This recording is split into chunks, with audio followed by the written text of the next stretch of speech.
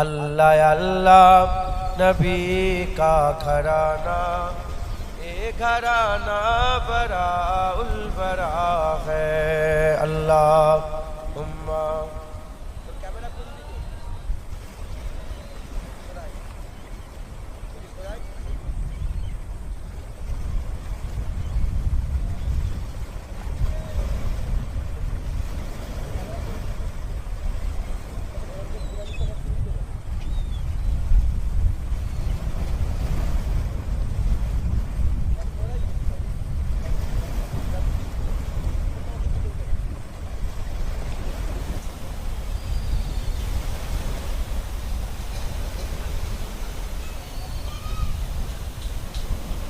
হ্যাঁ ঠিক আছে, বন্ধ করতে করছি। তুমি যখন এমন করে ঘুরেছো তো আমার ছবি উঠে গেছে, ডিলিট করে নতুন করে চালু করো।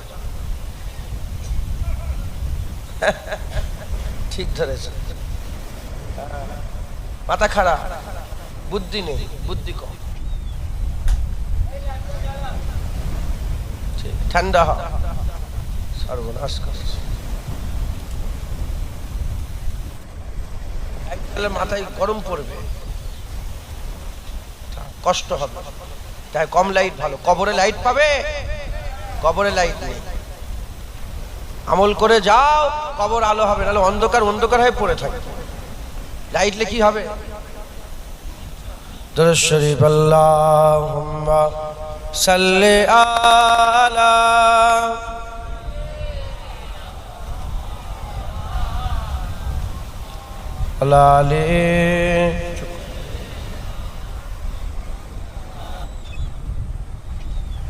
نام پر تیرے سب کچھ ملا ہے، نام پر تیرے سب کچھ فدا ہے، نام پر تیرے سب کچھ فدا ہے، نام پر تیرے قربان جاؤں، نام پر تیرے قربان جاؤں، ہم غریبوں کا تو آسرا ہے۔ اللہ اللہ نبی کا گھرانہ، یہ گھرانہ براء البراء ہے۔ اللہم صلی علی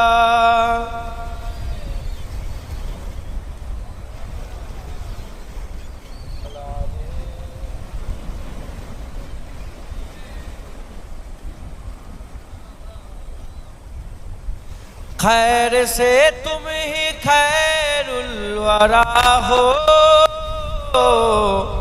اور تم ہی سید الانبیاء ہو، تم ہی سید الانبیاء ہو، کوئی تجھ سا ہوا ہے نہ ہوگا، کوئی تجھ سا ہوا ہے نہ ہوگا، تیرے رب کا یہی فیصلہ ہے۔ اللہ اللہ نبی کا گھرانہ، یہ گھرانہ براء البراء ہے۔ اللہم صلی علی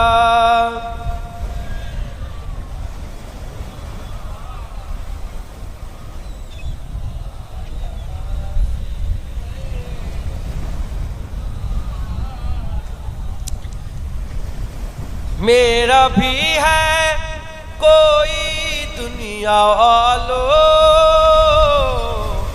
بے سہارا مجھے تم نہ سمجھو، بے سہارا مجھے تم نہ سمجھو، ساتھ میرے میرا پیشوا ہے، ساتھ میرے میرا پیشوا ہے، میرا رب ہے، میرا مصطفیٰ ہے۔ اللہ اللہ نبی کا گھرانہ، اے گھرانہ براء البراء ہے اللہم صلی علی اے چلے درود شریف پڑھو نا جوڑے جوڑے پڑھو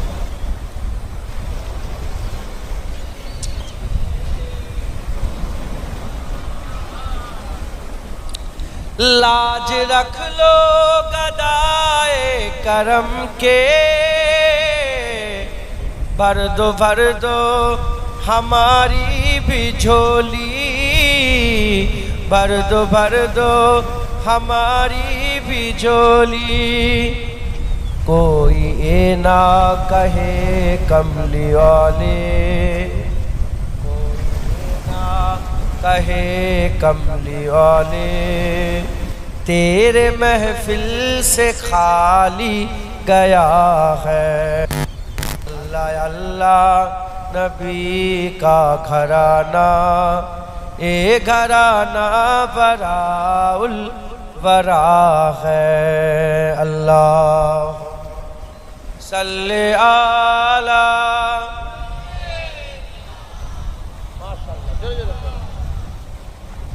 علی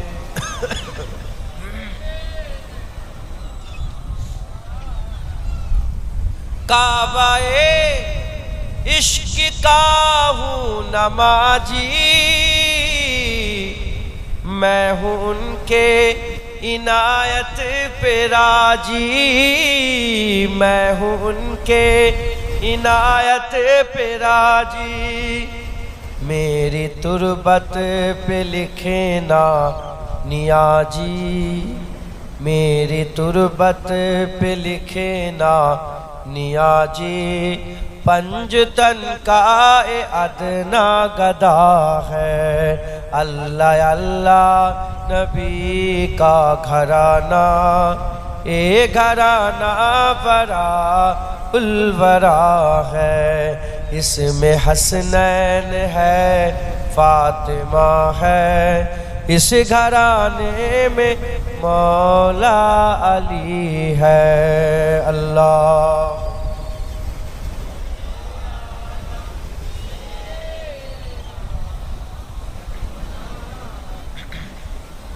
اللہ علیہ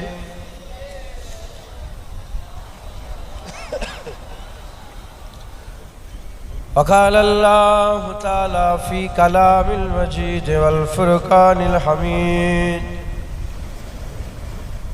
قل لا اسألکم علیہ اجرا الا المبدۃ فی القربى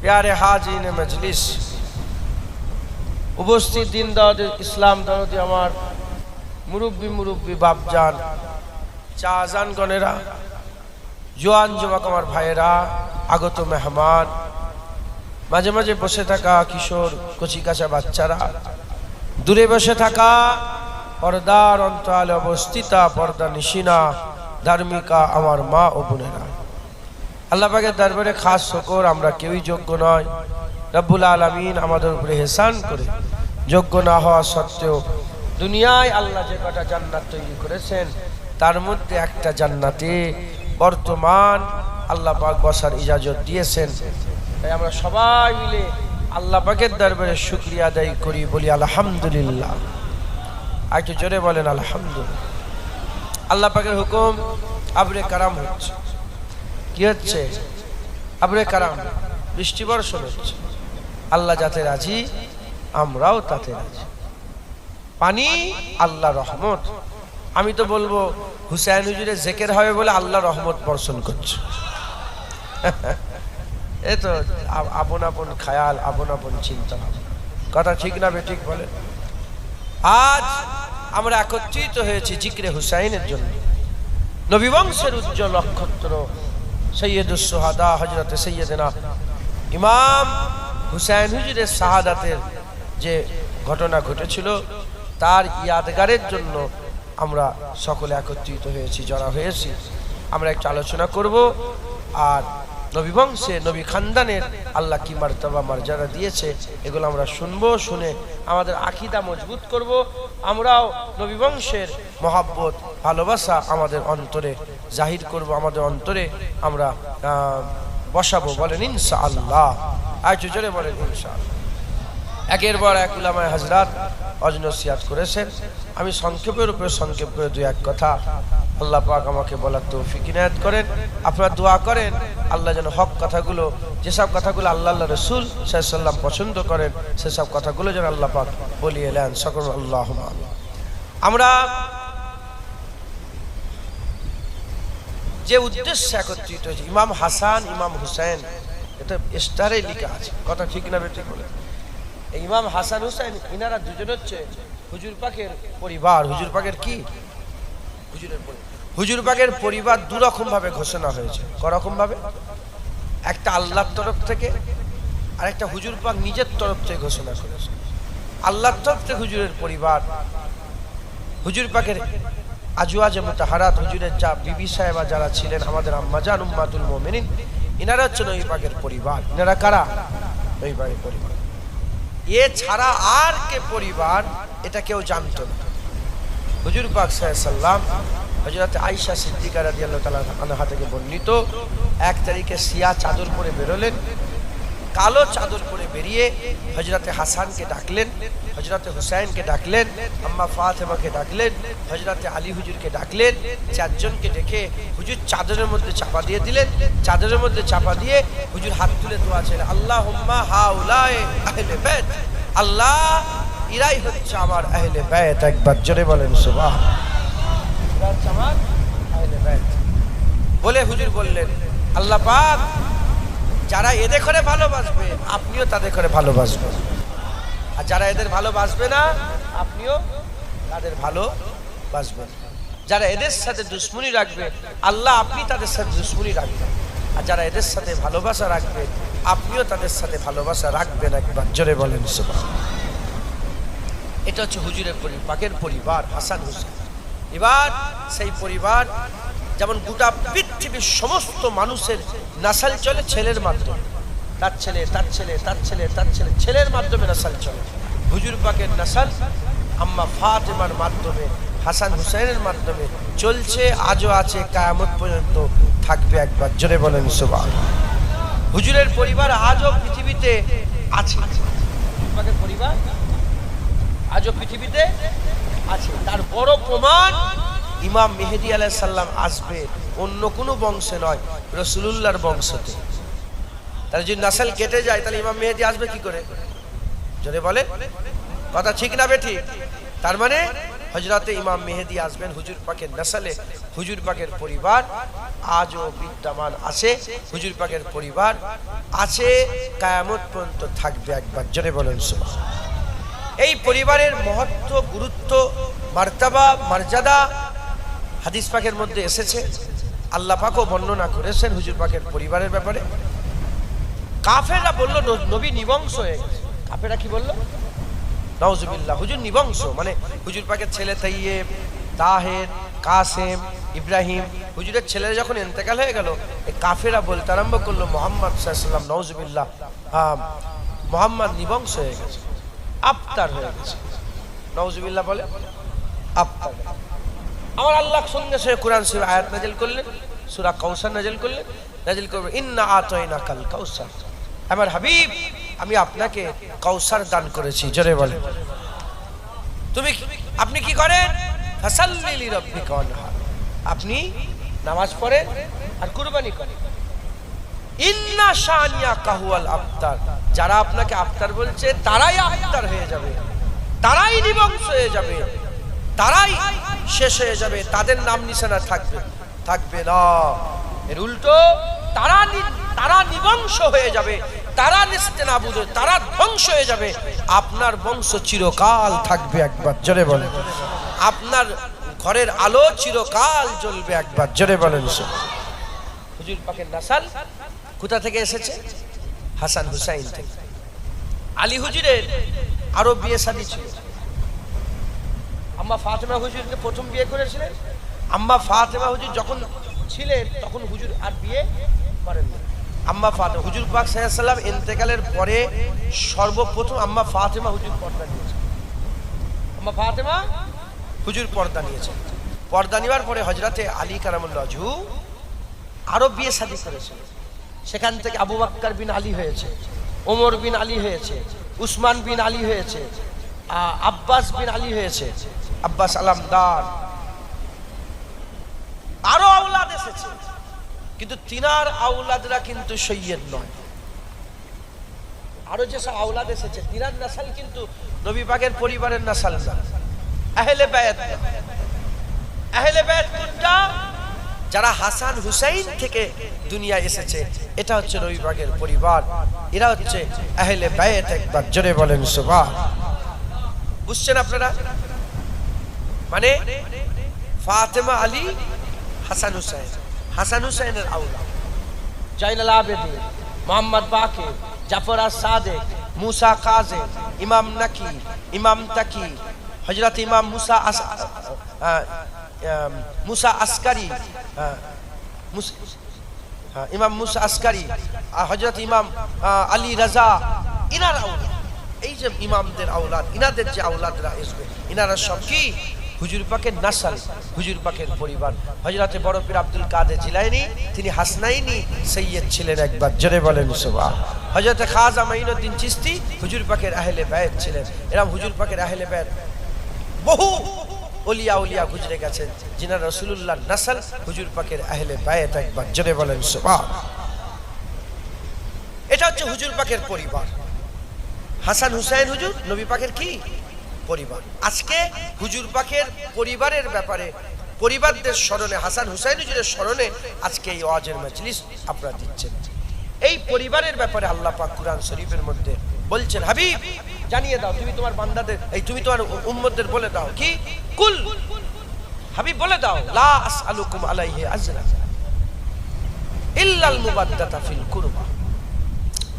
মুসলমানের ছেলেরা, হে নবীর উম্মত উম্মতিরা, আমার আল্লাহ পাক কুরআন শরীফের মধ্যে বলছেন, হাবিবুল্লাহ জানিয়ে দাও, কুল হাবিবুল্লাহ তুই বলে দাও, কুল হাবিবুল্লাহ বলে দাও, লা আসআলুকুম আলাইহি আজরান, আমি তোমাদের উপরে যে ইহসান করেছি এর বদলাতে আমি রাসূলুল্লাহ কিছুই চাই না। হুজুর আমাদের উপরে কি ইহসান করেছে? হুজুর আমাদের করে আল্লাহর সাথে পরিচয় করিয়ে দিয়েছে। হুজুর আমাদের করে জাহান্নাম থেকে বাঁচার রাস্তা বলে দিয়েছেন। হুজুর আমাদের করে জান্নাতে যাওয়ার রাস্তা বলে দিয়েছেন। হুজুর আমাদেরকে আল্লাহ দিদারের রাস্তা বলে দিয়েছেন। হুজুর আমাদের করে নামাজ এনে দিয়েছেন, রোজা এনে দিয়েছেন, হজ এনে দিয়েছেন, যাকাত এনে দিয়েছেন, 30 পারা কোরআন এনে দিয়েছেন, মসজিদ দিয়েছেন, মাদ্রাসা দিয়েছেন, ইবাদতের রাস্তা বলে দিয়েছেন। এক কথা, হুজুর পাক ছাড়া আমরা কিছুই পেতাম না, সব হুজুর পাক আমাদের এনে দিয়েছেন। আল্লাহ পাক বলছে বলে দাও, কুল লা আসআলুকুম আলাইহি আজরান, আমি যে তোমাদের উপরে ইহসান করেছে এই ইহসানের বদলাতে আমি রাসূলুল্লাহ তোমাদের কাছ থেকে কিছুই চাই না। আমি তোমাদের কাছ থেকে কিছুই চাই না, আমি পারিশ্রমিক কিছুই চাই না, আমি বদলা কিছুই চাই না, আমি উপঢৌকন কিছুই চাই না। তবে এটুকু খেয়াল রাখবে, ইল্লাল মুবাদ্দাতা ফিল কুরবা, ইল্লাল মুবাদ্দাতা ফিল কুরবা, শুধু এইটুকু খেয়াল রাখবে, আমার করিবে যারা আছে, আমার নৈকট্যে যারা আছে, আমার কাছের যারা, তাদের সঙ্গে তোমরা ভালো ব্যবহার করবে। তাফসীরের কিতাবের মধ্যে এসেছে, উলামায়ে হযরতরা বলছেন আল্লাহ পাকের হাবিবের সবচেয়ে কাছের মানুষ কারা? হযরতে রাসূল পাক সাল্লাল্লাহু আলাইহি ওয়াসাল্লাম বলেছেন হুজুরের পরিবার, ফাতেমা, আলী, হাসান, হুসাইন হুজুর পাকের সবচেয়ে প্রিয় কাছে।